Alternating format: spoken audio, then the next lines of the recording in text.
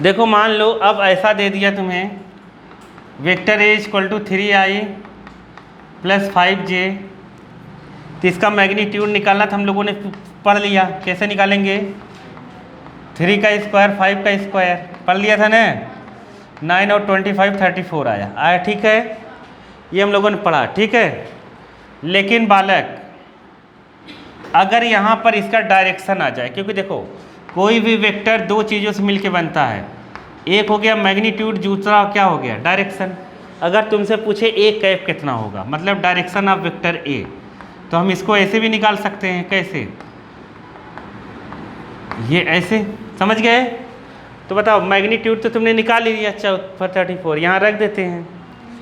तो यहाँ जब रखेंगे ए कितना है अपना 3i 5j, और ये कितना आएगा 34। समझ गए? इसको सेपरेट सेपरेट लिखना है, सेपरेट सेपरेट लिख दो। 3/34 और यहाँ क्या लिखेंगे 5/34j। ये हो गया unit vector direction of vector A. क्या है? Direction of vector A. आया कि नहीं आया? ए आया? नहीं आया? तो अब ये चीज़ हम ऐसे निकाल सकते हैं, ये यूनिट वेक्टर भी है। क्या है? अगर इसका तुम कभी मॉड निकालोगे ना तो हमेशा कितना आएगा 1। कितना आएगा 1 आएगा। आ गया। 3D अगर होगा, 3D होगा, मान लो वेक्टर बी है 3i plus 4j minus 7k, तो इसका भी यूनिट वेक्टर निकाल लेंगे कि नहीं निकाल लेंगे?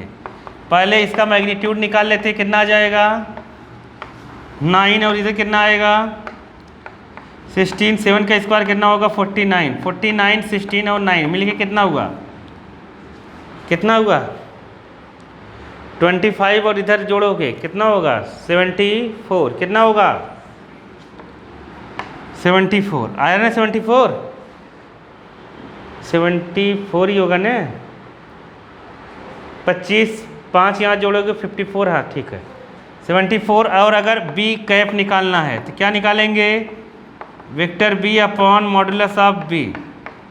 तो वेक्टर बी कितना है अपने पास 3i 4j minus 7k, by में कितना रूट में 74। इस 74 को सेपरेट सेपरेट लिखना है, लिख दो 3/74 i 4/74 j। 12th में 2 चैप्टर में यही आता है बालक, मैथ्स में।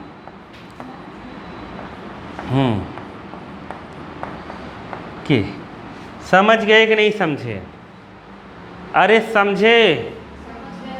समझ गए ना कि यूनिट वेक्टर हम कैसे निकाल सकते हैं, मतलब डायरेक्शन कहते हैं। ये बी की डायरेक्शन भी है। क्या है?